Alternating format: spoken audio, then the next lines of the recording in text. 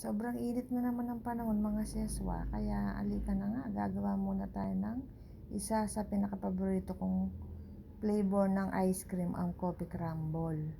Ayan, sa isang baso naglagay lang tayo ng 2 tablespoon of coffee. Tapos minix natin, nilagyan natin ng konting fresh milk at minix natin yon. Pwedeng tubig lang o kutsara ang ipang-mix, nasa sa inyo, okay na yun. Sa isang bowl, maglagay tayo ng 2 all-purpose cream. I-mix ulit natin yan, seswa. Wala namang kahirap-hirap. Maglagay tayo ng condense pagkatapos ng ilang minutong pang-mix.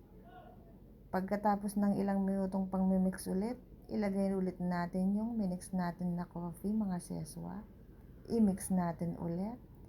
Pagkatapos niyan, mga seswa, ilagay na natin yung cashew nuts, chocolate chips, konting vanilla.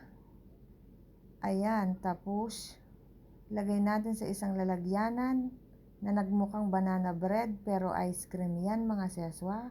Wala akong lalagyanan kaya dyan ko nilagay. I-rep ng ilang oras. Ayan. Pagkatapos ng ilang oras na paghihintay, kunin na natin at itry na natin. Ang sarap, mga seswa. Lasa talagang branded na ice cream. Babush!